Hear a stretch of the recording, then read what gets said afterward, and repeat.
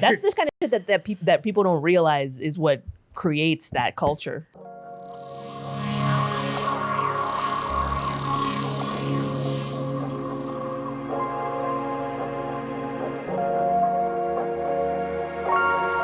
All right. Well, hello everybody. This is I'm Clay. This is the Turtle Reads. I'm here with Melissa again, What's up? and recurring guest. I think this is your second time, Justin O'Donnell. Hey, it's good to have you. We're here. We read The Blood Meridian, a fucking really brutal, gory, old Western novel by Cormac McCarthy. It was published in 1985, so old as fuck. Do have What's this? Hey, give a synopsis for us. What's this book for you? Like in a nutshell, what would be the synopsis? So Summary, whatever. yeah, so in just the most basic like plot terms, it's this kid, 14-year-old, runs away from home and ends up with a gang of outlaw scalp hunters in Mexico, working for the Mexican government, scalping Apaches. And that's basically the plot throughout the whole thing until, they get fucked up by Indians at the end and die. But really it's sort of a examination of mankind's violence, and a particular type of violence too, sort of like a American violence of like expansionism and like supremacy, whether that's like racial or other ways of being supremacist. And every character and every event is sort of like a sort of a facet of a sort of philosophical approach to it. They have I got a quote from Judge Holden, one of the main guys in the book, that kind of describes like the essence of pretty much all of it. You could find meanness in the least of creatures, but when God made man, the devil was at the elbow. A creature that could do anything, make a machine, and a machine to make the machine. An evil that can run itself 1,000 years, no need to tend it. So yeah, just like some of the worst of human nature, like in every fucking part of the book. Yeah, it's like it was like a can of condensed soup of all of the shit, from like just basically throughout the 19th century and colonization of this particular territory, but also Mexico, parts of Mexico. Yeah. Which I really liked how descriptive he was of all the terrain. That was interesting. Yeah, super descriptive, and of like the buildings and just in general, like everything. Super descriptive at the one point where the Native American woman shoots herself in the head, and like describing like her right before, and then all of a sudden, like I thought that it was gonna be, a scene. And she herself in the head with a gun. Yeah, it was a scene. That is one way of saying that. Yeah. That lady done herself in the head with a gun. It was like describing her as she was getting ready to be brought off by the people. It was like describing her in deep detail, and then all of a sudden she picks up the gun and her head, and I'm like, oh shit, all right, well, that's not a character anymore. All right. Yeah. Well, maybe her head was itching. One thing she just chose the wrong thing to scratch it with. One thing I really appreciate about Cormac McCarthy's style of writing is that he is a very, very descriptive. He's got a very like sort of poetic way of describing things, and he gives the same amount of time for like describing like these beautiful like scenic scenes in nature. And then like really mundane things about like how to hitch a wagon or fix a wagon wheel. And then like these brutal, like ultra violent things. And it seems like he gives the same amount of care and attention to all three of those things equally. Yeah. And with that, like I noticed a few times whenever he was describing like somebody like saddling a horse and shit like that, I've actually done that kind of shit. And I'm always interested in like whenever an author's like writing that kind of shit, I'm like, oh, how much do they really know? Like, especially in like movies, I'm like, that's not how that shit would actually work and shit. I like how for you that was mundane, and Clay was like, this was the most interesting part of the book. Not most interesting, but I like whenever somebody who's who's writing something actually knows what the they're talking No, about. I'm saying it's funny because for him, he didn't have to saddle horses, right? So he's just like, how mundane, so interesting that he would focus on the mundane, right? And then Clay, he's like, let me see what he knows about this. See, it works for both of us. You growing up there and me in my, smoking jacket, drinking brandy and smoking from a pipe. Yes. Okay, you're joking, but if you could one day have a wonderful, like, comfy leather chair and a smoking jacket and a glass of brandy and all that, wouldn't you actually kind of like that? Oh yeah, of course. You would. Yeah, you are that guy. You're like slowly becoming that guy. Yeah, that's great. But we need guys like that. But see, I could never be that guy because I also like think dick jokes are the most hilarious. Like I do. But how do you know those guys don't? In fact, dad jokes and stuff come from that culture. Yeah. Yeah, those guys, I think it was just, okay. You don't think you don't think Rodney Dangerfield just sat around in his robe and had a cravat. He wore a cravat. He wore a cravat and a smoking jacket. Come on, he was that guy. Those guys were cool. I think it's just been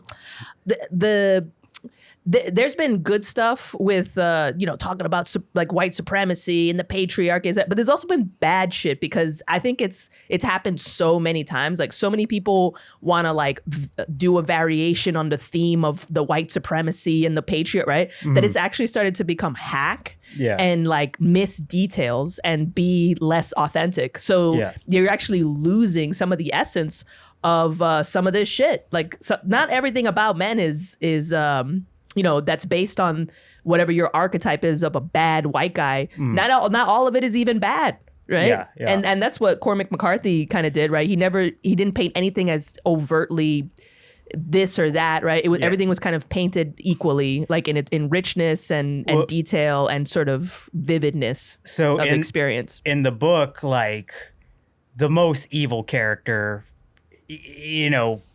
quote, evil character is Judge Holden, pretty, obviously. Oh yeah, talk about Judge Holden, please. Yeah.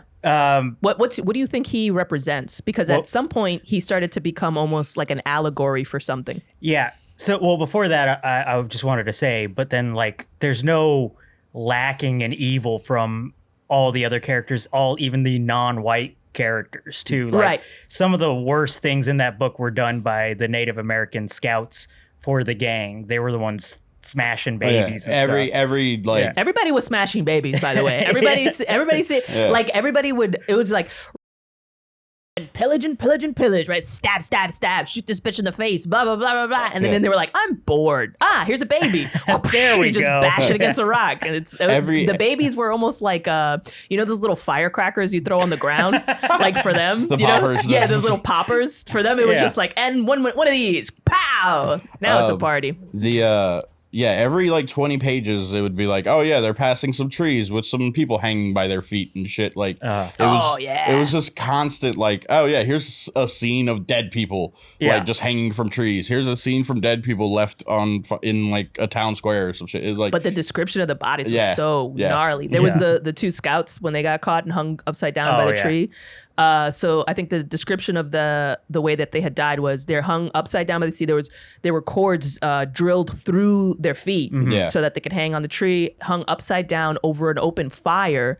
So that their brains would basically like sizzle out of their eyeballs, boiling their brains. And then on top of that, while that was going on, just for a little bit, like as a garnish, they also like yanked their tongues out of their faces and staked them on the ground. Yeah. Also, you know. Yeah. Yeah, it was super. That's why I was saying it's like super hot, super brutal, sexy shit, gory. Like, would this be able to be made into a movie, or would it just be too gory? Have you not seen Passion of the Christ? They are making it into a movie. That shit was super gory. Really? Yeah, but is it Quentin Tarantino? Like what? Quentin Tarantino, right? Yeah. I forget the director, but he's known for doing like up movies. He's some Australian guy. But it was of course it would be an Australian guy. Who else? Yeah, they're probably filming it in Australia. Yeah. But for the longest time, it was considered like totally unfilmable. Yeah. And so we're gonna see what this guy does. Oh, yeah. I mean, I think it is. It's just so I don't know. it almost felt, and I was actually saying this outside, it felt, reading this book, it kind of leans into this culture of recreational consumption of violent imagery. Bleh, that sounded so gay. But listen, it basically felt like, when you hit your toenail hard and it starts to come off after a while. Yeah. And then you keep peeling it off and looking underneath and then shutting it back over on your foot again. Yeah. But then you can't help yourself, and then you kind of pick at it again. You look underneath your fucking. That's how it felt like reading that book. Yeah. That was worse than anything in the book. Or like picking a scab. You know what I mean? Or like when you pick a scab. You know what I'm saying? Well, so somebody asked me, it was Aya Amir. Right? I told her. Amir. Yeah. So I told her I was reading this book, and I was telling her what it's about, and she's like, "Why do you guys like reading this stuff?" Tell her she doesn't get it. She's Muslim. She doesn't get it. I would think she's from Afghanistan. I think they get it the most. The Battle of Algiers was old. That's old hat. That's all fable and fairy farts. Nothing's happened since the Battle of Algiers in Afghanistan. There hasn't been one goddamn thing. They've just been sipping espressos. And there hasn't been conflict in Afghanistan in years. Well, her asking me that, her like pressing me on that, it got me thinking. And so I realized, like, reading Blood Meridian or watching any other sort of content where it's like very violent like that, it kind of, it does three things for me. The first one is like, it makes me very grateful that I don't live in this world like that. That was most of that stuff that happened in that book, maybe not all at once, but happened at some point. And so I'm very grateful that me or the people I care about don't have to live in this world. But you do live in this world. Not in that world. You don't live at ground zero of that world, right? But we live in this world. This stuff is still happening. So that's the second thing. It reminds me that this is real for some people. Always will be. Yeah. This is real for us. Period. We just happen to live at a period where, when it was happening here, right? It's just no longer the case that it's that we're not fighting for resources, because all of the resources have largely been divvied up already. And then the people that own them can protect them well enough to where nobody's incentivized to try to take it, right? But back then, it was the Wild West, right? What that means, that's just resource fighting, right? Like, it's up for grabs. The indigenous population didn't have the technology to keep it from people coming in who had better technology. Yeah. And so they were like, eventually a big enough asshole's going to come around and be like, I'll just take it. We can just take this. And so we will. And then it just starts this whole arms race, like Skibidi Toilet. You know what I'm saying? Oh, God, fuck. Yeah. No, fuck Skibidi Toilet. Y'all know about that? Yes, I do. Yeah. But also, in the Wild West, I have to say, like, back then, it wasn't as lawless as most things make it out to be. Like, in almost every town in the United States, at least, they would have, like, laws where, like, oh, you go and turn in your guns to the sheriff whenever you get into town. Like, people weren't just walking around with 6-shooters constantly. But that's what I'm saying. It is a little overblown in most Western literature and shit. Well, the Western literature is like a condensed chicken noodle soup of like the shit that actually happened. Right? Because I mean, if you think about it, let's say like 2 more COVIDs happen or whatever, right? Within the next 20 years. But then we have this period of time, like right now, where nothing's really happening. But then it happens again, right? Somebody in history, like a historian, would write a fictional novel based on it, and he would just smash them all together. Take things from all the different COVIDs. And just make it seem like this fucking insane thing happened. And it did.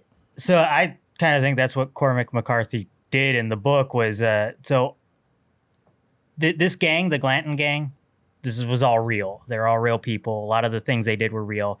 But then I think he just like went through a bunch of history books. He's a super well-researched guy. And I think he went through a bunch of history books and said, like, what little fucked up thing can I use for this scene? What's the most fucked little chunk of horribleness? And then he, put everything. So exactly what you said. Yeah. Yeah. But that's good though, because if it weren't for people like him, we would never realize that, you know. We would never see like the condensed amalgamation of all of the horrible things that have happened to be able to go, oh, this is bad, right? Because in real life, like I said, we're doing nothing, right? We're podcasting, right? And then suddenly one of us could get shot in the face, right?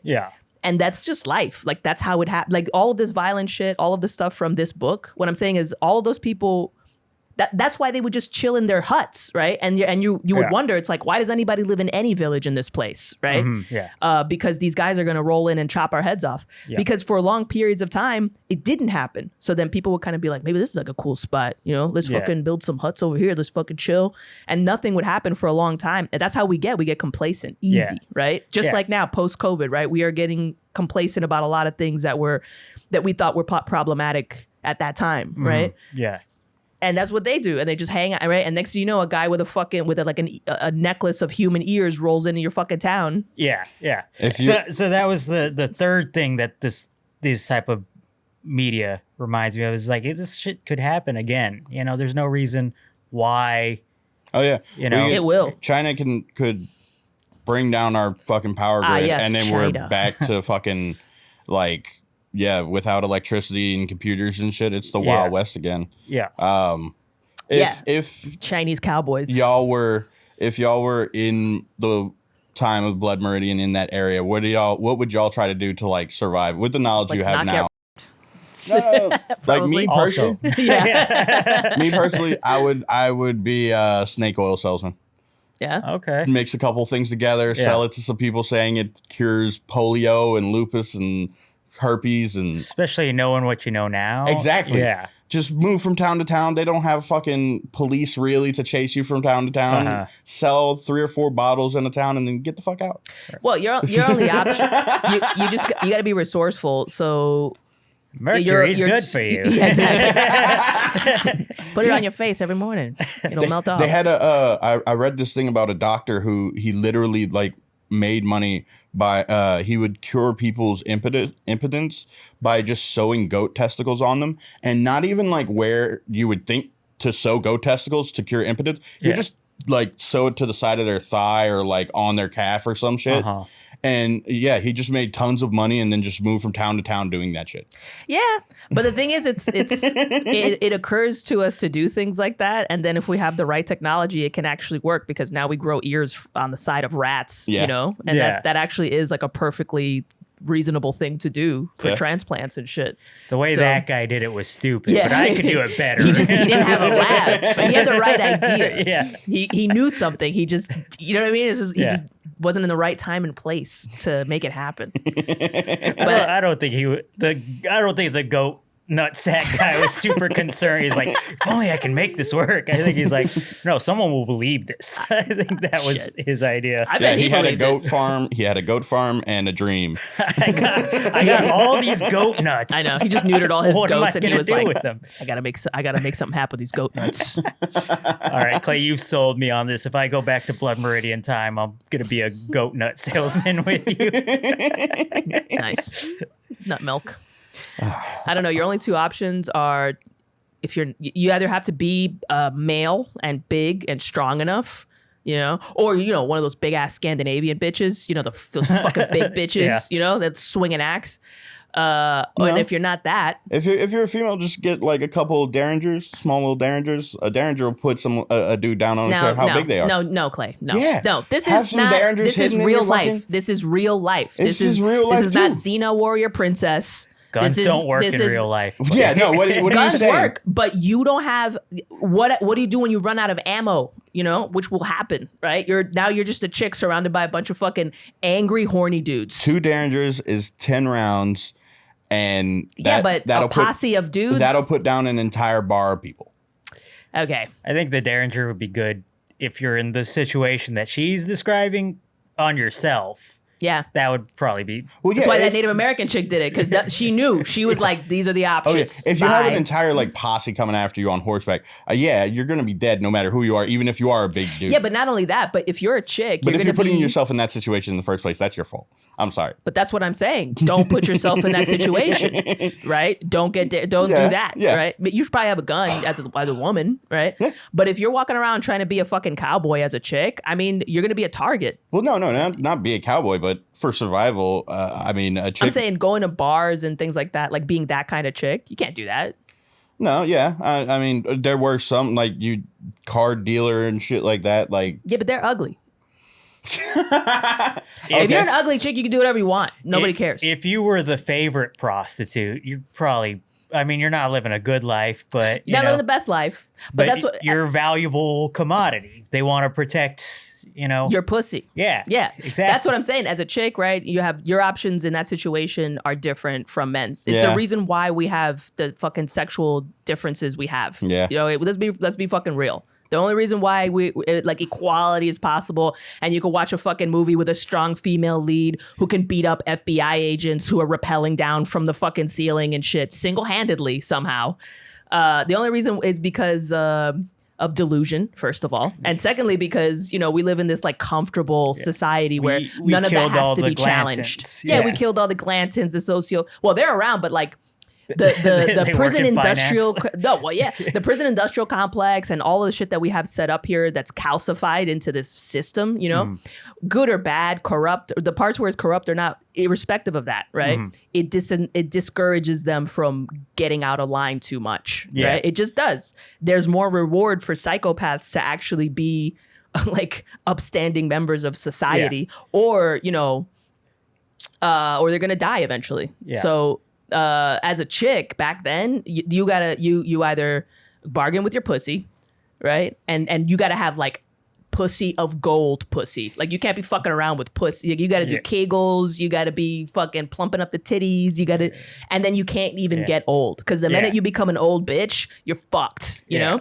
So your lifespan isn't even that long, right? The other option, and this is for older bitches, and my grandma even did this in the Dominican Republic under a dictatorship, play on men's ignorance, because no disrespect, men are stupid, okay? And they're stupid in a very particular way that women are not stupid in, and it's your only chance. It's your only chance is to play on the blind spots that guys have about like social shit. And I'm basically saying, like, be a witch, be a card reader, be a tarot card reader, like play on men's ignorance, especially back then because they're illiterate, right? And everybody's ignorant and they believe in that kind of shit. And that's your only other option as a lady. No, there's some other options. Well, you got to be like the best granny that ever fucking lived, best cook. That's what I'm saying. There's like you as a woman, like let's say you're living in a town, Old West, as a woman. There's some options that are like socially like protected by the town. Like if you're a woman running the general store, like selling shit. Nobody gives a shit about women. They don't think we can count. No, there was they'd rather have a guy calculating. You guys can count? Yeah, exactly. You know what I'm saying? It's a surprise for some men still to this day. Teacher? Yes, we can. Look, 1, 2, 3, 4, 5. Look at that. No, all right, do five. Do 5 more. I'll do it later. They had women work in general stores. They had women teachers. That was generally protected by the town. Well, because being a teacher is being a bitch, so they just let women do it. Women do bitch work. That's why it's called bitch work. In the time of peace, too. It is fine.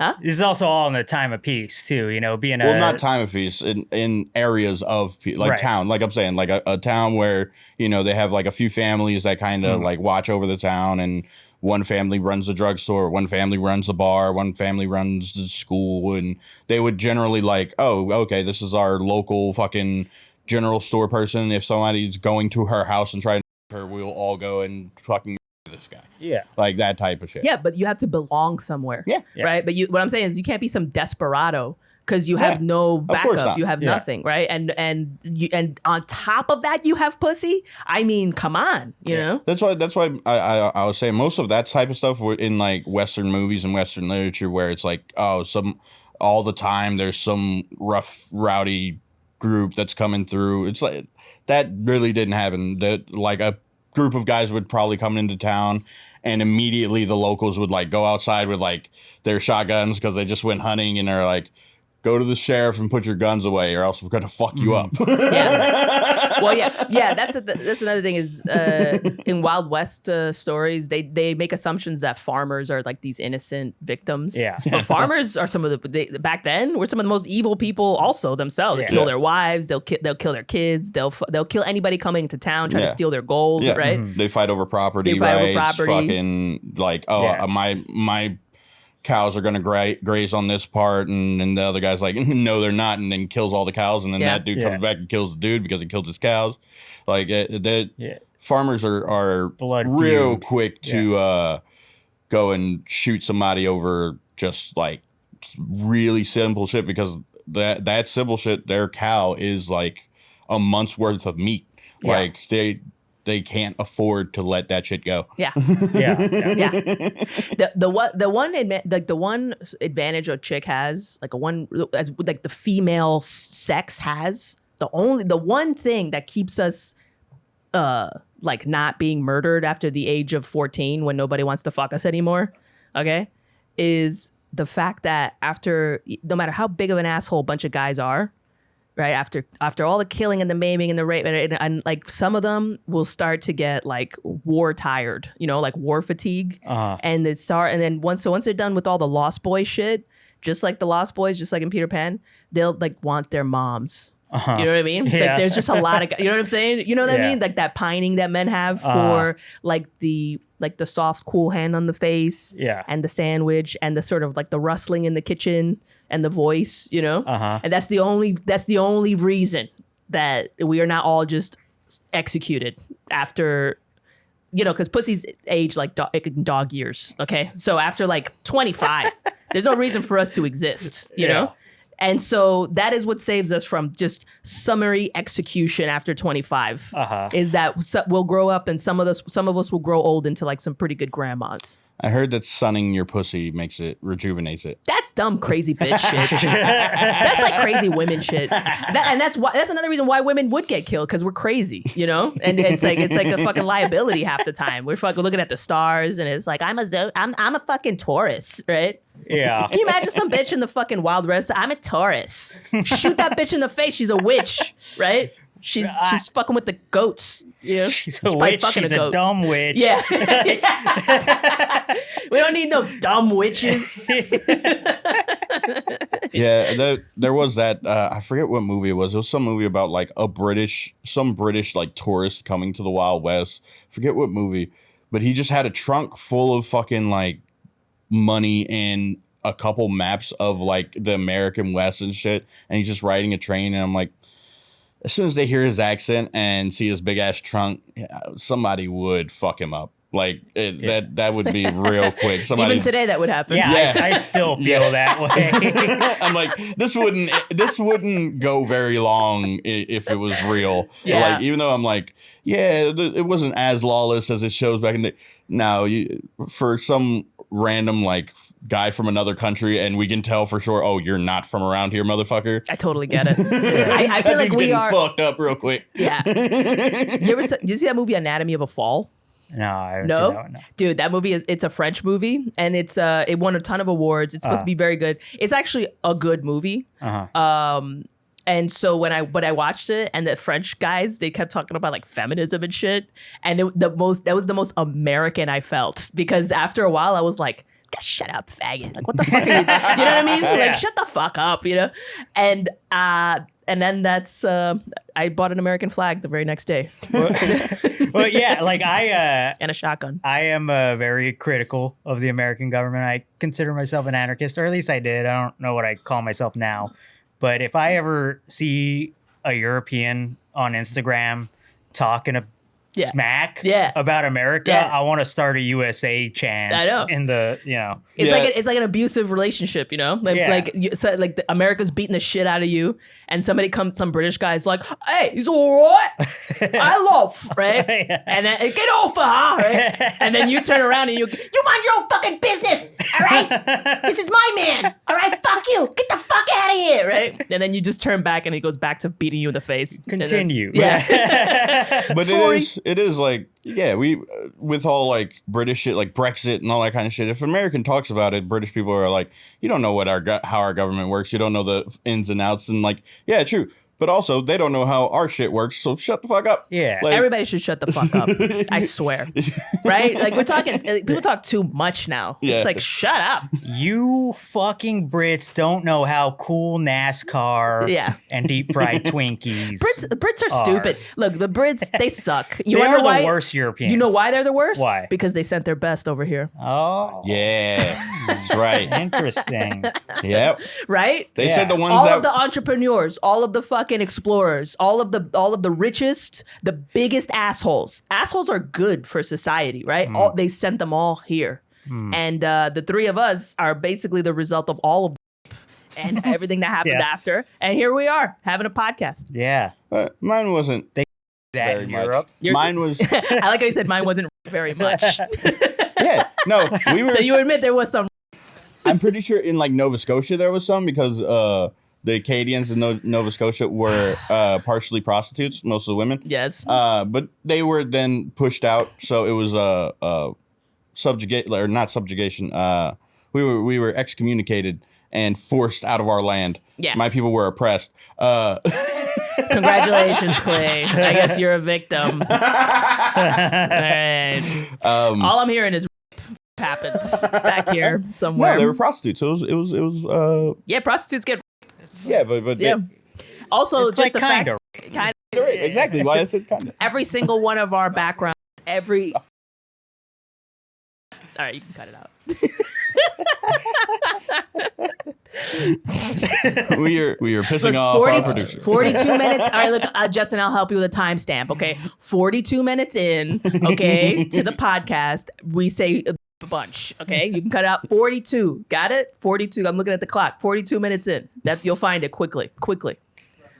Oh, it's not? Yeah, Never mind. I do feel like I try to help. I just feel like I got yelled at by like my school teacher. Yeah, it's that he doesn't care. It's just that it's the algorithm that you have to abide by. The friggin' algorithm. Yeah, we need to find do that whiteboard of words to replace. Yeah, I'm not doing that. I would. I'm not a kindergartner. No, we come up with our own words. I don't want to do that. You act like a child. Exactly. Children are awful. I don't want to be awful. I don't want to be like, oh, fudge. Get the fuck out of here. Fudge. I want to say fudge Packers. Yeah, I do. I agree we should be able to, but there are fun ways to get around the algorithm. Get the hell that I enjoy. You'll never convince me. That's bullshit. I enjoy a good euphemism or that loophole euphemism. Mm-hmm. The words themselves have stood the test of time. Okay?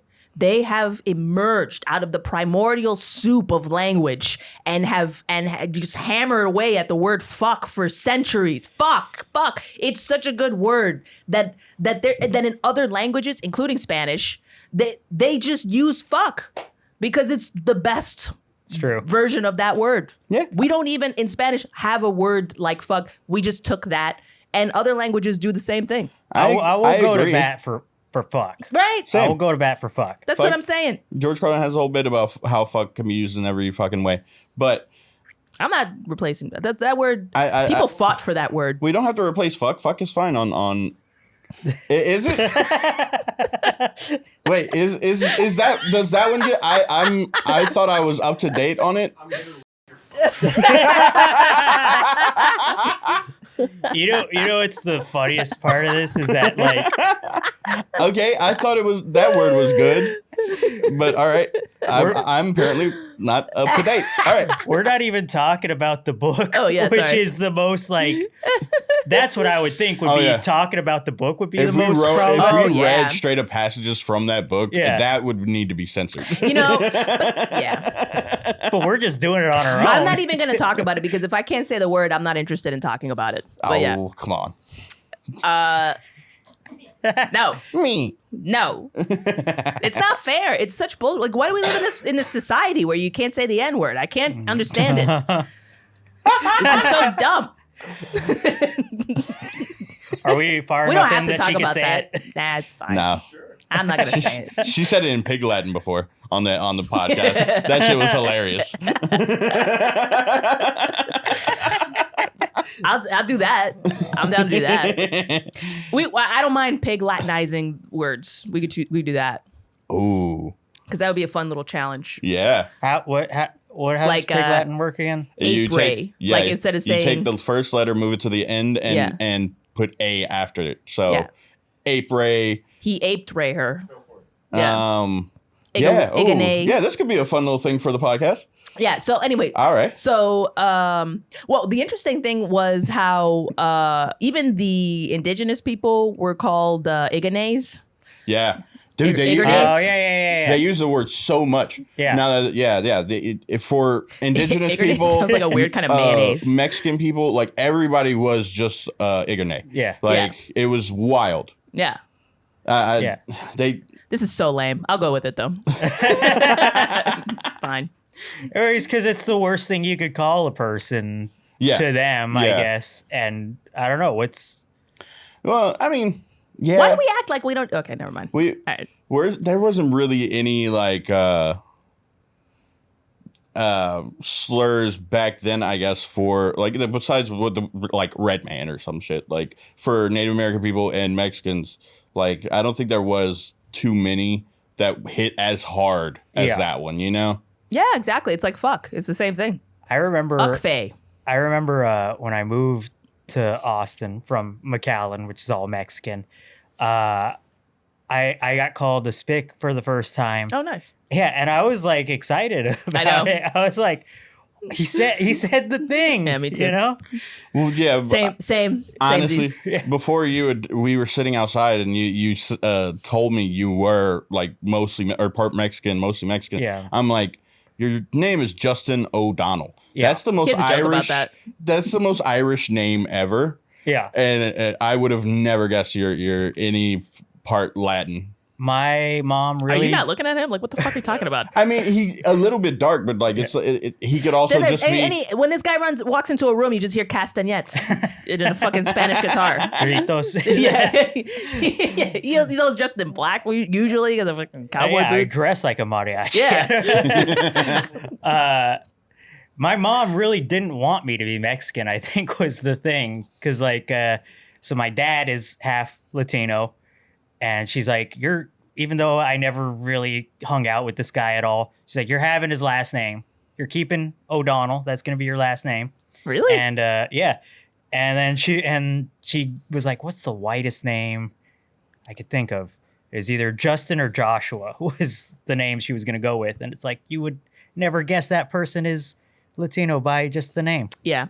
I mean, look, I think it worked. I mean, look at you. You're very well spoken and you read a lot of books and you like smoking jackets and cigars and leather couches, right? You like the finer things in life. Yeah, it's probably your white last name. Yeah. Your white last name propelled you past like beaner culture because they wouldn't accept you because your last name was, so they'd like make fun of you or whatever, right? So you had to like leave them and instead you found like books. Yeah. Honestly, that might cut a little closer to the truth than yeah. Oh, really? Yeah. Don't. I mean, look, I went through the same thing I grew up in the Bronx. Yeah. And I am not like many people. I am like some people there. So it's not that rare for someone like me to come out of there. Yeah. But yeah, you get made fun of a lot and people keep asking you why you talk like a white girl and you know, like why you talk like that. I never learned Spanish while I was there. Yeah. And I'm pretty good at it now since I left. Oh, weird. There. And I think it's because like they would always give you shit. It's like, why don't you speak Spanish? And they'd call you gringo or whatever. It's like, well, I don't want to talk to you. Like that, you're being an asshole now. That's true. in my language. Like, I want to make sure I don't even understand you. Yeah. Yeah. And then now, since I moved here, You picked I up on kind of had Spanish. a little bit of it kicking around, but now I've gotten a lot better. That's probably at it. why I never learned French either, because all the French I would hear is my older like grand aunts and grandma and shit like talking in French to each other while side eyeing us, and I knew that they were being like, oh, look at those kids, they're not being raised right and like talking shit about us, and I'm like, man, fuck you old bitches. I'm not going to learn that language. I don't even fucking want to know what y'all saying. Yeah. Yeah, exactly. It's like you basically one-up them by just becoming an American. Yeah, exactly. Well, I'm going to be fucking American, English. We're going to fucking drink beer instead of wine. Yeah. I'm going to eat y'all food. You're going to tell your grandma to speak English? No, she got beat. Like she was of the era where in elementary school, if she spoke French, she got hit with like a ruler and shit. Yeah. And then she still like kept speaking French. So like my grandma, she's fine. But my old aunts and shit, fuck them bitches. Yeah, fuck them bitches. No, I'm kidding. Itches, bitch. But Itches, yeah, babe. they would talk mad shit for sure. Me and my brother would just be sitting there and they'd be like talking French while around the pot. And we'd be like, okay, we're going to go outside and fucking go get some pecans or some shit. Yeah. It's because when somebody acts like you owe it to them to speak a certain language, that makes you not want to do it, right? Yeah. I learned Spanish because I basically got sent to the Dominican Republic for 3 years. Yeah, that'll do it. I learned it there. Yeah, I had to. Otherwise, I would not have passed my classes. Yeah. Because they dumped me in a all Spanish class. Like, I didn't go into an English-speaking school. Mm-hmm. I went from here to an all Spanish-speaking school. So I had to learn how to do everything. Yeah. I Survival. Yeah. You know how hard it is to do math in Spanish? It's crazy. No, it's hard because the math there is like 2 grades advanced. So not only do I have to learn Spanish, I also have to catch up to everybody because the way they teach math here is so fucking atrocious that I was actually behind. Yeah. And then, That must have been so hard because women can't count. And I can't count. Yeah. Luckily, I just copied off of a man. Yeah. And that's how I passed my math class. And that's using your woman brain. Yeah. At least I got one. Yeah, seducing a man to cheat on your test for you. Nice. Yeah. I know you talked about like your grandma being either brewery or Santeria. Like a Santerre, same shit. Santerre? Yeah. How close were you to becoming like that? Like, oh, me? because you said you had a witchy phase. Oh, well, by that I just mean I watched The Craft, and then I got some candles and I drew some shit and I was like, it's fucking cool. And then that was it. And then I started smoking weed and I forgot. So that was kind of it. Nice. But yeah. Okay. So you didn't really have a thought of like, oh, I'm gonna start doing the Santeria shit and Nah. I had a coven for a while, but I think that was just how I made friends. I just didn't know how else to make friends. Yeah. Yeah. Sorcery. Okay, that was your ICP, Well, your juggalos for like me. Well, I think it was just, you need books to do witchcraft. So I was like, this is my in. They have to read it. Otherwise, they're not it, right? Like, come on, guys. Nice. So I think I just ended up starting a book club by mistake. That's what you really wanted to do. Yeah, I think that's what I wanted the whole time. Yeah. So we're going to go from reading this book of spells to going and reading some fucking classic literature. You just have them randomly read the Gulag Archipelago or some shit after reading spell books. Yeah, they like reading too. The whole book club thing. I think they were into it also. Half of them were gay. That's pretty typical of a book club for women. So, Yeah. Yeah.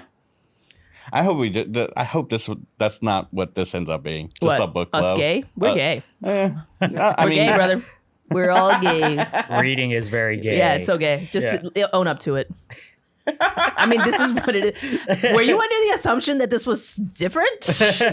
Like we were cool or something? We will never be cool, Clay. Not cool, but it's our own thing for sure. You're going to step into the light like Pirates of the Caribbean. Yeah. You best really start believing in gay book clubs. You're in one.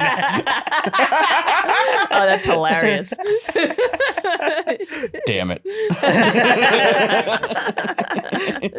Accept your fate.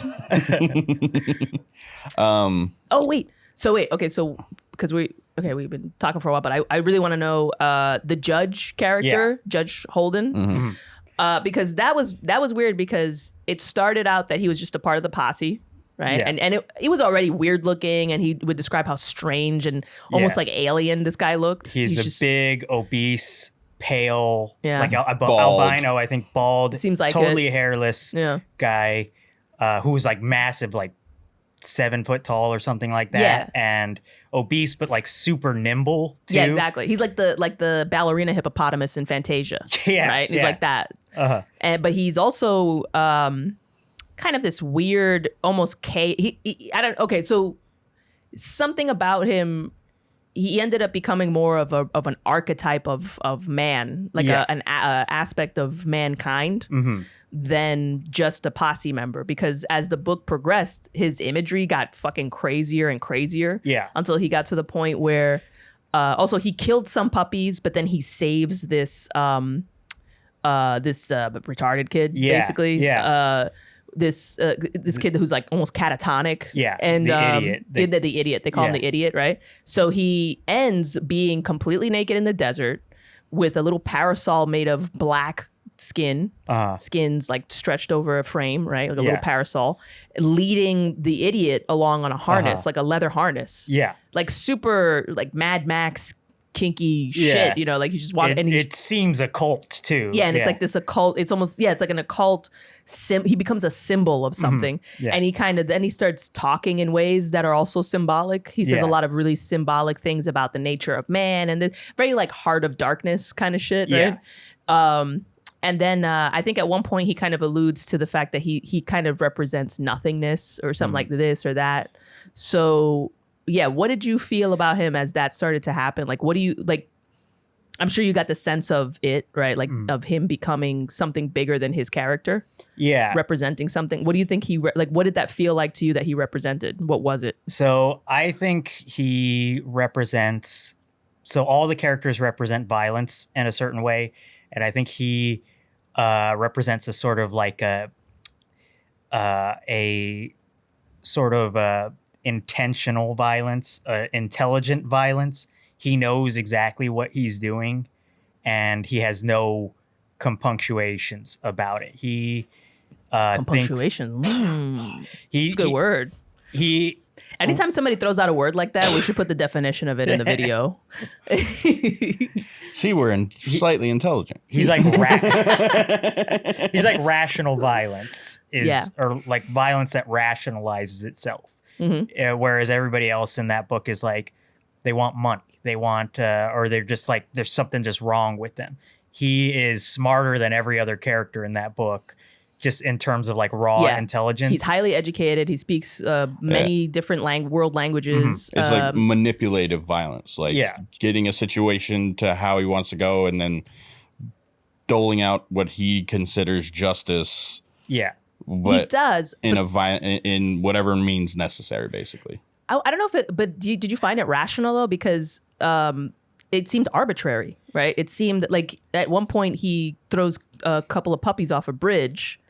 They were going to drown, but then when the idiot's going to drown, he does the complete opposite thing. He pulls him up, he whacks the water out of his lungs, and he cradles him and takes him back up to the beach. Now, I think there was a lot of sort of a sick rationality behind that. So if you follow a lot of the most evil things the character does, the judge does, is because he hates weakness.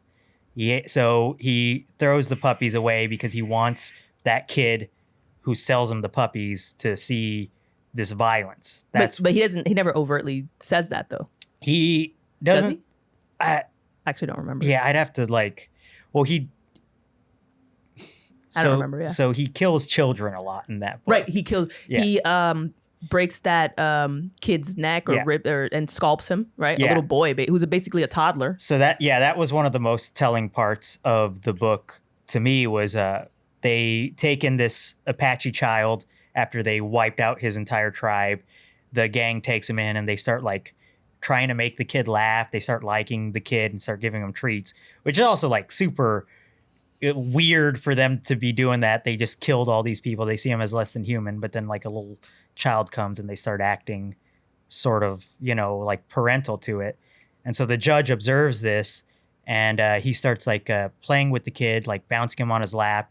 And then when the people leave, the rest of the gang leave, they come back and they see that he's killed and scalped the kid. Yeah. And to me, what that symbolizes is he saw the gang kind of getting soft and he hated that and killed the kid. Mm-hmm. And I think that's his problem with the character, the kid, the protagonist of it, too, is that he says at the end, you alone were the only one to show like sympathy for the enemy. And so that's his judgment of that character and why he wants to kill him so bad. So if you like that ending, that final part, like what do you think happens to him at the end, the kid? He's grown up now. He goes to the bathroom. Yeah. The judge is in the bathroom. Although I don't think he really is there.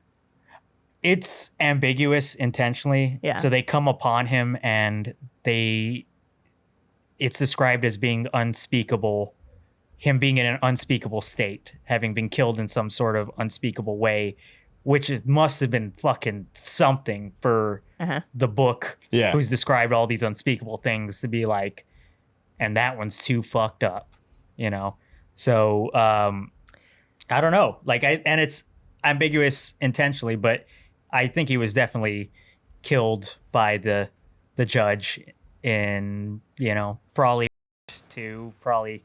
I don't know. Just everything you imagined. Everything that was the worst of the book. Yeah, just the worst thing you can imagine happened to the kid. And my interpretation of that is this mentality winning over like sympathy and softness and just like destroying it totally. I'll tell you what I think.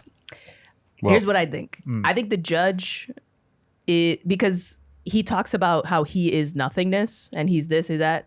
So what I think, here's just my theory. I think the judge is chaos.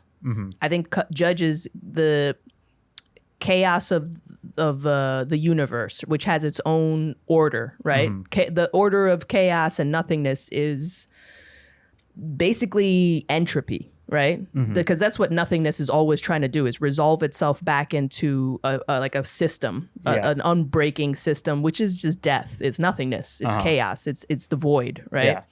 And there's been a lot of myth and story about people, mankind's struggle against chaos, like trying to carve order out of chaos. Yeah. But then how chaos is its own order, and what it does for us is that it strengthens us. It refines us. It hones us, because anybody who's weak in this chaotic world will not survive, right? Yeah. So I think that's what the judge inevitably is. And I think what happens, what I think happens to the kid at the end? I think actually he commits suicide. I think that's what it is. Okay. He's haunted by the judge, right? Because he's haunted by his conscience. Yeah. And in a way, in this world especially, having a conscience is lethal, because you will kill yourself, because you won't be able to live with what you've done to survive. Is it kind of like in Schindler's List, when Oscar Schindler convinces Ralph Fiennes' character to like pardon people instead of just, so he was like killing people the whole time, killing all these Jews the whole time. And then he starts listening to what Schindler says and starts, I pardon you. And then the last one, he sees himself in the mirror and he goes, I pardon you. And then he has this moment and he's like, oh no, I can't do that. And he starts killing Jews again. Right. Because then he'd have to kill himself. Yeah. Yeah. You'd have to, how do you pardon yourself after doing all the things you've done? Yeah. Yeah. And it's like that kid runs into that hermit in the wilderness who used to be a slaver. Yeah. And then just divested himself of all of it, but he can't get past it. So he just lives like an animal in the desert. All right. Well, speaking of the end, we got to kind of close it down. Hopefully I won't get unspeakably murdered whenever I go use the bathroom. This was a fun episode. I think you could take the judge. Yeah. You're a fucking big dude. Well, yeah. 7 foot tall dude. If you guys would have like a sumo wrestling match. Yeah. I would definitely use a lot of porcelain on his head. Smash his head against the toilet and shit. And he would love that, I think. Yeah. So yeah, this was really great episode. Great book. I've only read like 2 other Westerns, so this was fun to read. Yeah. Anything you want to plug, and what's your Instagram? It's at Justin O'Donut. Nice. My Instagram. Nice. We have I run a show at Radio Coffee here in Austin. One is the 3rd Thursday of every month at Radio South, and the other one's the 4th Wednesday at Radio East. Cool. So those are 2 very shows. specific days. Nice. Yeah. Melissa, you are at Melissa, or at Melissa Diaz for you. Yes, number 4, letter U. Yeah, on Instagram. I am at my name is Mud9210. Big old long stupid name. Stop putting yourself down. I'm gonna talk to you after this. Next episode, you have to be nice to yourself. Or else. I had my old Instagram hacked and now I got a stupid one. Anyway. Oh boy. We'll talk to y'all again next time on Turtle Reads. Thank y'all, everybody. Bye. Bye.